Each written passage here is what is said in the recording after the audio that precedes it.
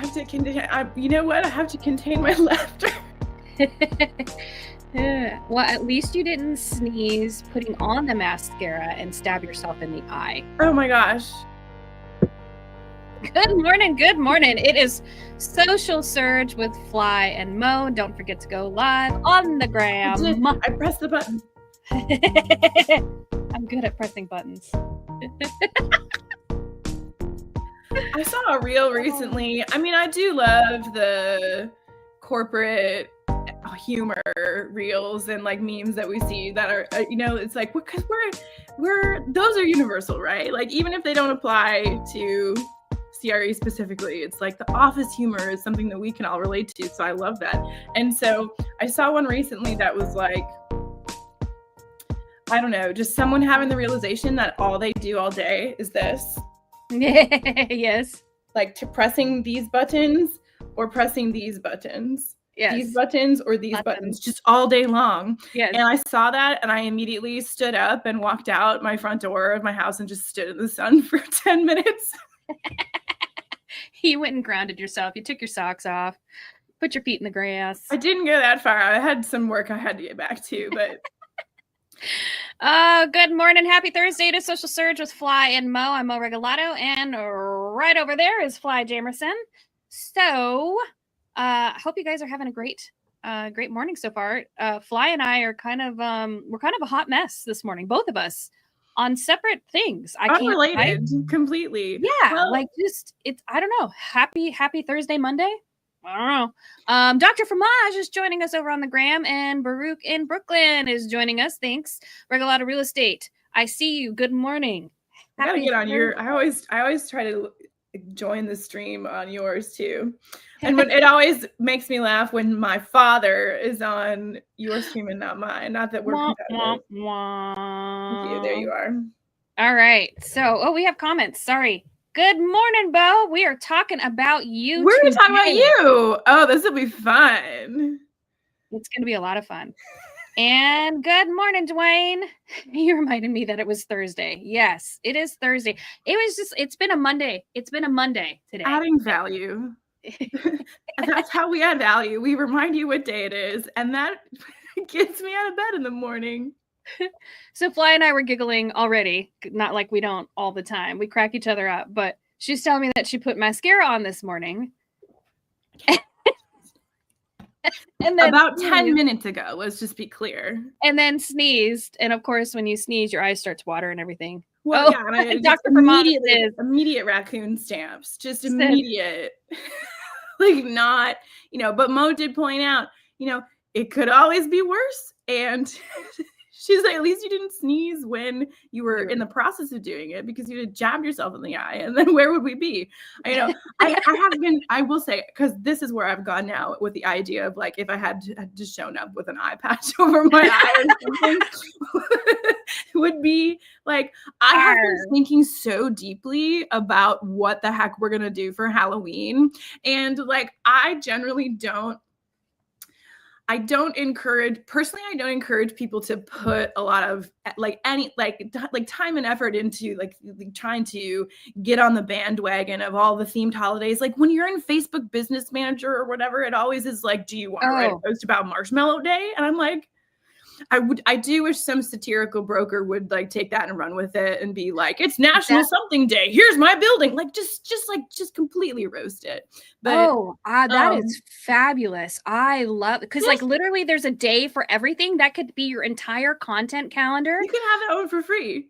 But like, okay, so like say it's National Cat Day and you don't have a cat. So then and you go get a picture of a cat and you put it on your building, and then you like the building or whatever it is that you've got or just leased, and you put it on the building and you go, in honor of National Cat Day.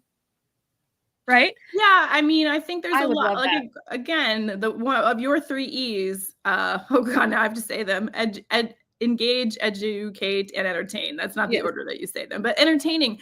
Like I fully believe that if you embrace and being entertaining, as we've seen, with such recent successes as Zach Molzer, as the Aladdin, who's I think now her official title is director of brand but Annie Bogart, who he hired after, you know, his realization that he wanted to dive in on video at CREI Summit last year. Like their partnership is just like completely blowing everything out of the water. And because it is a beautiful case study.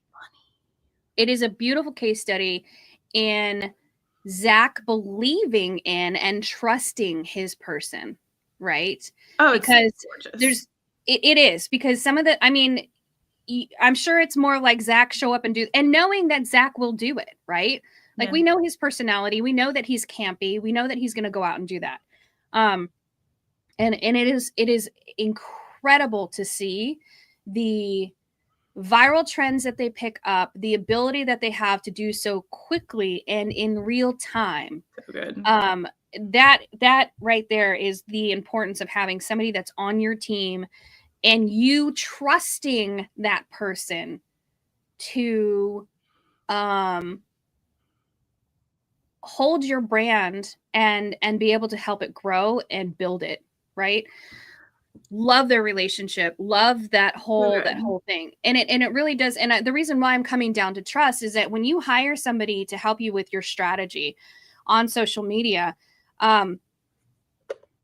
you absolutely have to believe in them 100% and not put roadblocks up. Like some of the great content that they've come out with, if Zach had put his foot down, obviously we wouldn't have seen it, but then, you know, would he have had as much support, progress, whatever on the social platforms if he wasn't willing to dive in and trust what she's saying?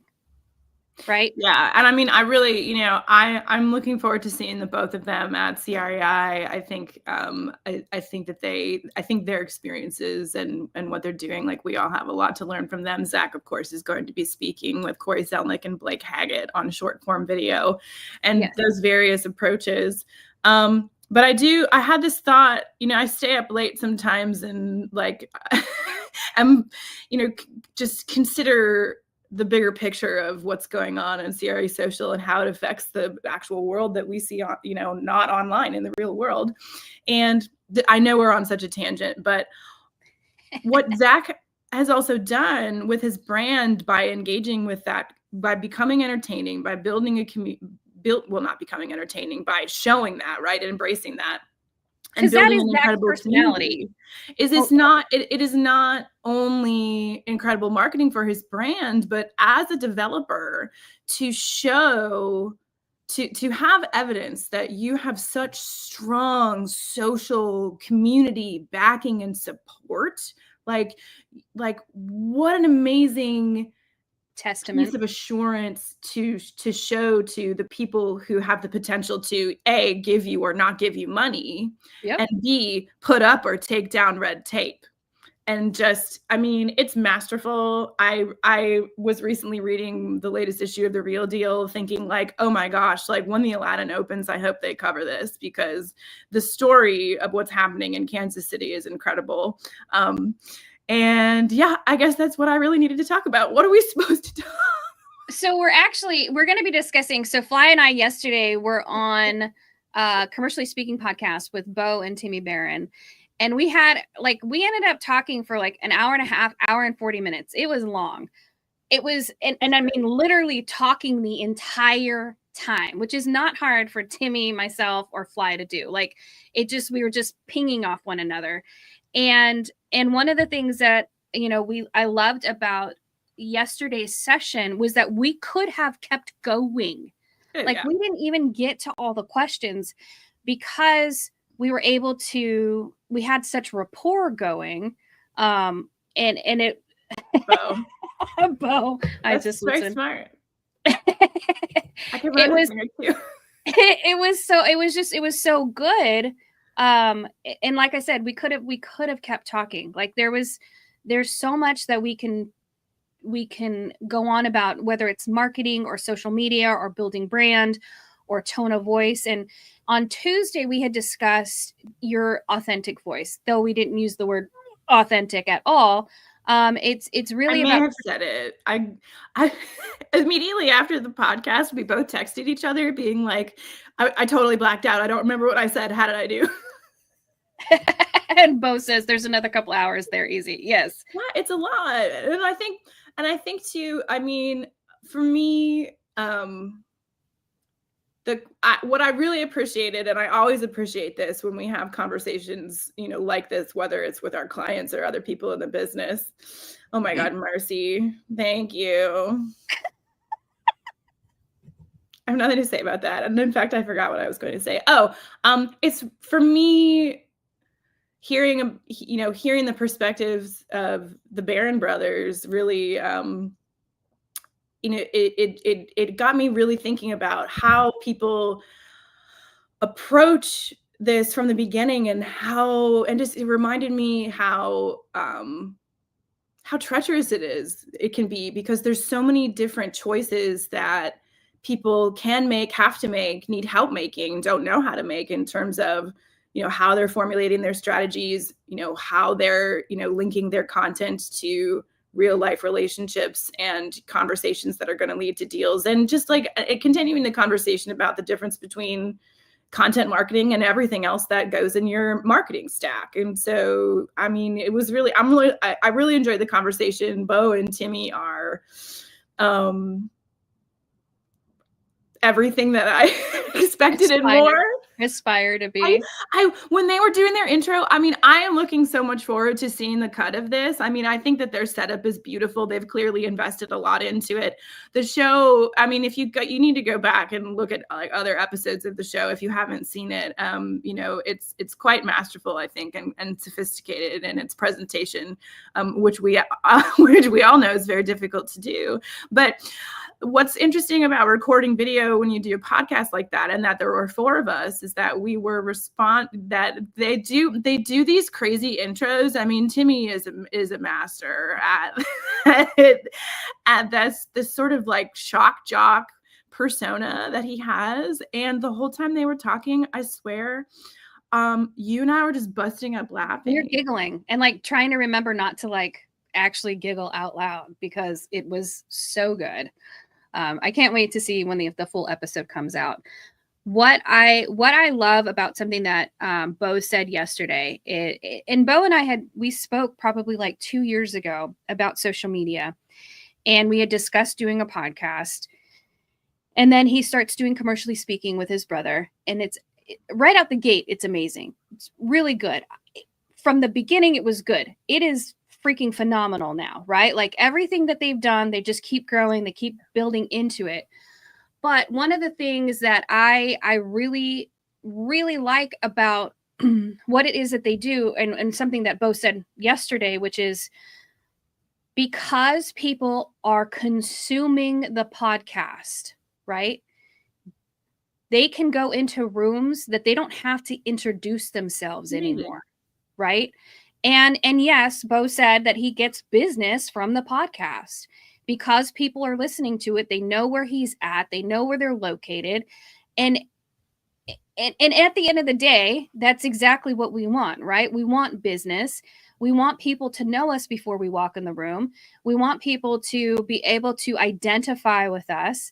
And so you have these, it's very much the odd couple, right? You have Bo, who's very, kind of stoic, and then you have Timmy, who's unhinged and feral. And it's you want to know what I do? What I did appreciate was like, and I know that they play up that shtick sometimes, but what I did appreciate the fact that that dynamic does seem to flip sometimes, especially on the topic of marketing and producing content. Let's pull up that. Yeah, everything about our business is easier because of the podcast. It's great. And then the other thing that,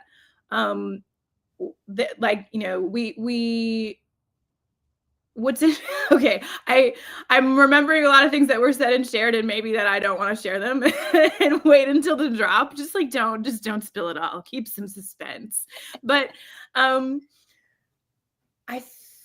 the one thought I had that I did think was funny, one of the conversations we had was like, producing content that is more conversational in its design, or more like passive, and not passive like that you're not still building relationships and familiarity, but like something on YouTube being less likely to net the same kind of natural back and forth interactions that you have on platforms like LinkedIn and X. And so I thought that was kind of an interesting exploration of like continuing to think about how different formats and platforms actually function in terms of not just the production of the content, but then like how people are receiving it. And I do think that that is something, I mean, that is something that was my specialty, you know, when I was writing and producing, you know, in entertainment land, was always thinking about like, how are people going to receive this? How are they going to create meaning out of that? How is that content going to help them build relationships with you? Well, I mean, here's a question for the audience too, is like, do you look at YouTube as being a social media platform? Very interesting. I actually look at, it's kind of a weird maybe schism in how I think about YouTube. I look at YouTube as being more like TV back in the day, right? Like I don't watch regular TV anymore. I mean, we stream on the TV, but I'm not watching the local channels anymore. And so I look at YouTube as being TV. In fact, I will plug YouTube into my giant TV and watch YouTube there. So I think we watch dinosaur dance videos and get our workout in. Right. So like YouTube, to me, YouTube is more of it is kind of more passive, but you have to be active on the platform. And that was, you know, one of the things I mentioned is the fact that oh yeah, yes, it is a huge learning tool, right? Like that, and we can go off on a tangent on that. You can literally learn anything on YouTube. There are people who've learned languages. There's people who have learned how to rebuild engines because of YouTube, right? It is a huge that's how I fixed my truck when I had a truck. Totally. Well, I mean, but that we do, like, great example. Hector and Gabriel, my son, are, you know, they're always looking on YouTube to help fix like Gabriel's truck. I don't know what year it is. It's a Ford F-250. There's some issues with it right now. It's currently kind of running, but not running. So anyway, but they go to YouTube and they research on YouTube different products for the vehicles, right? So YouTube is very passive to me, but it is super important for search. If we're talking about organic search, and if you're doing any kind of video content, your content needs to be on YouTube, and it has to be, your descriptions have to be AEO and SEO optimized, which means I said optimized twice, technically, if you think about that. But that's what I'm going to use my whiteboard for. How many times did we say authentic? How many times did we use like a swear jar? Oh, no, don't do a swear jar for me, because that would be bad. No, I mean a swear jar for corporate jargon. I'm going to start like commenting on when people use like, oh, I'm humbled and thrilled. Like, I'll be like, cool. Can you pay me 50 cents that I had to read that? Sorry, that was really rude. I was trying to be funny. No, that wasn't rude. That was hilarious. I appreciate it. Try to be funny. I think it backfires, but that's actually some childhood trauma. So never mind about that. I'll tell you that story sometime. It involves a broken window. Anyway. Oh, so we're talking about our authentic voices, right? Oh, so YouTube, and then talking about how, you know, what really identifying what. Okay, then the other thing we talked about with Bo and Timmy was like one of the things that asked us was common misconceptions that people have about approaching this, and so one of the, you know, and I think that, you know, the thread of this conversation is reminding me again, like how many different choices there are and things that you have to think about when you are getting on these platforms. And so, you know, really understanding why and how a platform works. Like YouTube is meant to be consumed in a specific way. It has a conventional sort of like standard around how people interact with it, and different elements like you said, with SEO and AEO and how that is so powerful because of how it's linked with Google. Yes. I mean, like those are the kinds of questions that I don't see people thinking about. And also those are questions that are highly specialized. Like I'm in Timmy Barron's camp. When Bo Barron's was talking about something, I'm like, bro, what the heck did you just say?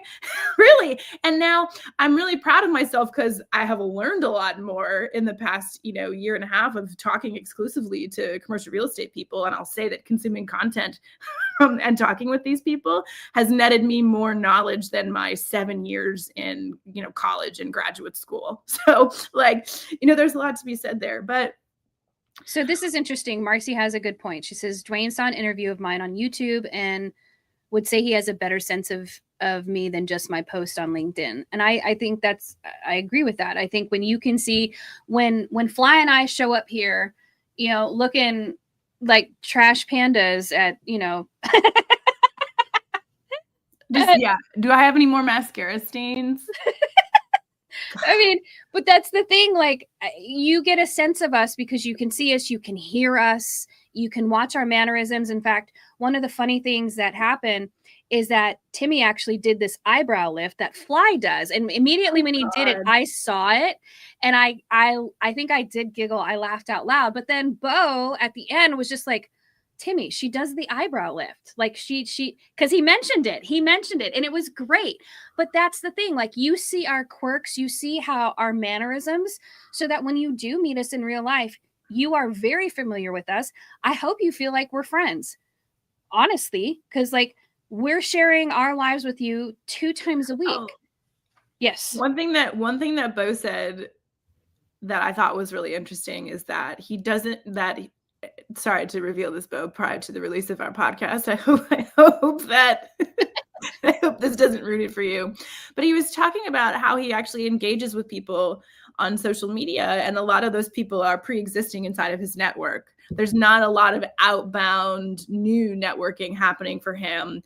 And, he was sort of questioning whether or not that was right. And so what we talked about was, it's like, well, is that a goal you actually, need in your business right now? And if it's not, like what, why are you going to dump resources into that? And now, but what is interesting that I didn't get to say, and I know that you saw me holding it in, and because it is actually entirely possible to build an entire book of business just online.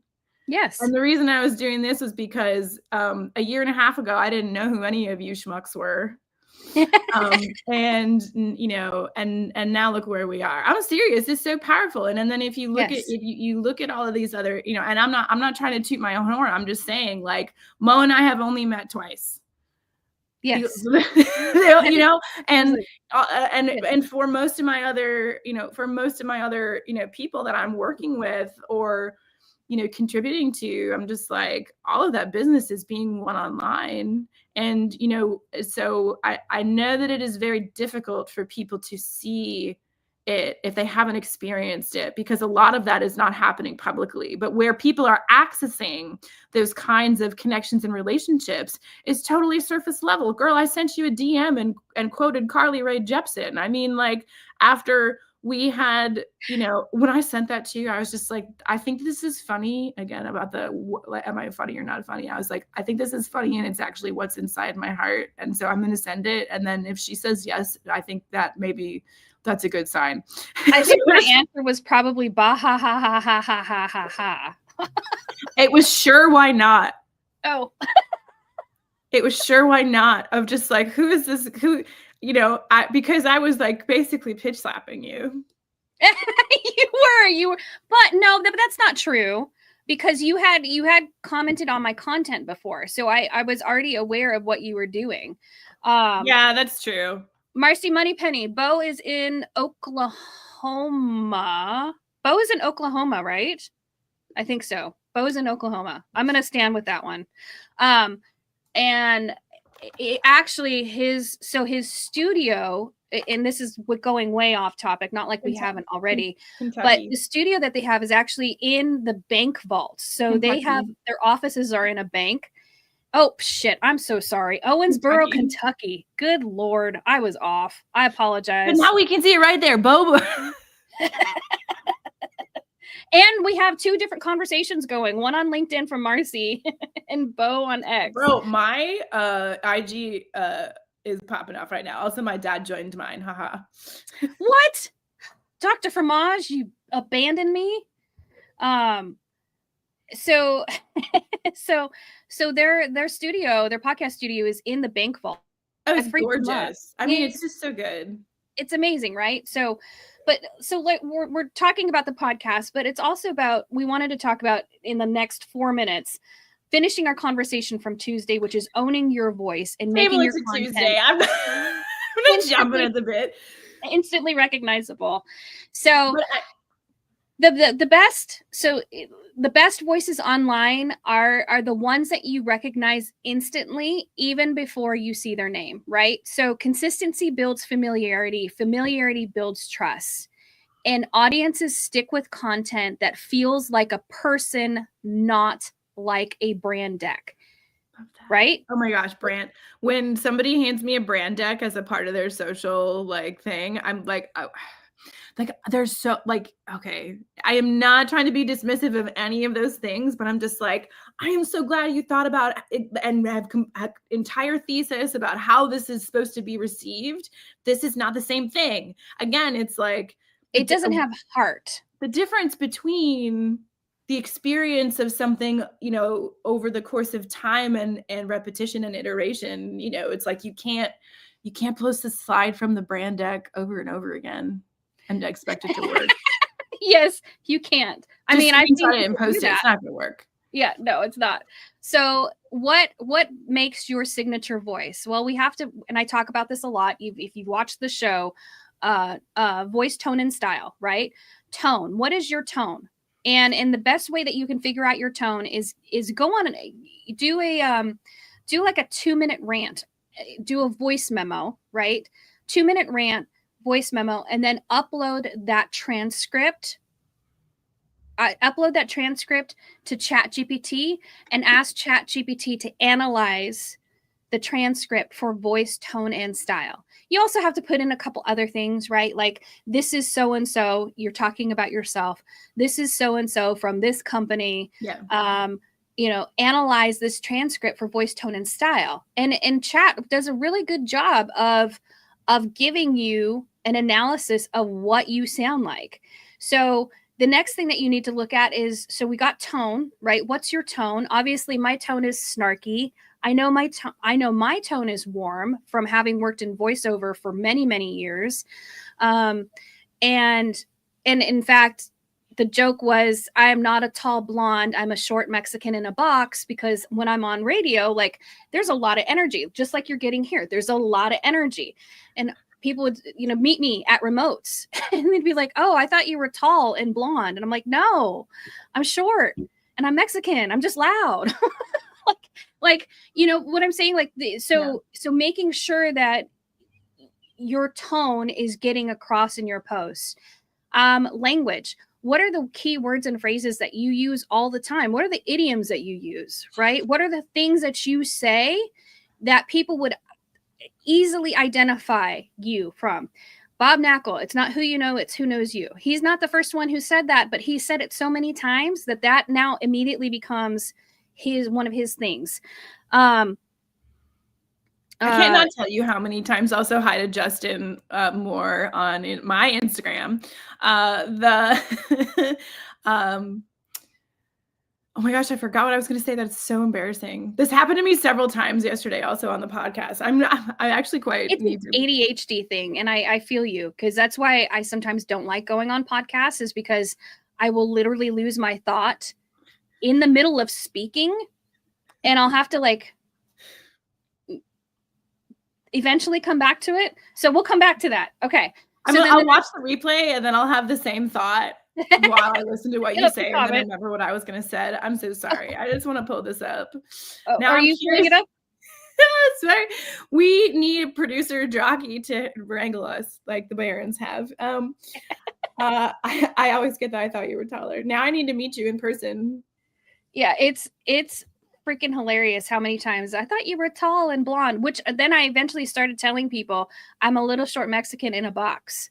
So yeah, nobody has ever said anything about me that their expectation of me was going to be different, actually, except one time, and I don't have them in front of me, but I do actually. Look, these things that I love, that I did not choose, my daughter chose them, that I get a lot of judgment about that, people seeing me in those glasses, and so I tend to not wear them very much anymore, except for I think they would be that's like a signature thing for you, right? Like just like with my gray streak, which is now more gray across everywhere, but you know, I've had a gray streak in the front of my hair for 10 years. So, I mean, if you even look at any of the stuff that, like, if you look at the logo on here, you look at the owl that my daughter put together for us. Which I love, by the way. You see the owl has a streak in the hair, right? Like that's part of the brand, right? We've played with that. Yeah, you become known for things. Right. I do think maybe, what are your thoughts? Let's close on this and then reconvene and talk more on Tuesday. This was a good recap. We don't know yet when the podcast is going to be out with Timmy and Bo, but be on the lookout. We're really excited to have been on and to support them as well. Own the glasses. Thanks, Heather. So, but as a closing note, because I'm going off the rails, is maybe we should be the Bride of Frankenstein and Frankenstein's monster for Halloween. That would be amazing. Because you have the hair and I just need to paint myself green. How would I get my hair that big? You do, I don't know, there's probably a YouTube tutorial. There is a YouTube tutorial on how to do that. If you watch the whole time, you'll understand why I am so pleased with how I just brought that all together. Hey, everybody. You kick me off of this live stream. I'm going to lose it. Well, don't forget, you can still get tickets for CREI Summit. We have a bunch of stuff happening there. Can't wait to see you in Palm Desert. That is like less than 3 weeks away. It's like 20 days away now. It is. It is not. Please don't say that to my face. There's so much to do. It is right around the corner. We would love to see you there. If you need more information, it's CREISummit.com. And then also don't forget that Fly and I have a school group, Social Mastery VIP, where we help you with the whole marketing ecosystem. We would love to see you there. It's a great way to get introduced to social media, to marketing, to email marketing, to website marketing, to all of those things. Absolutely love to have you in the community with us. We will see you back here on Tuesday, where we'll be talking about everything social media. Have a great weekend, everybody. Bye.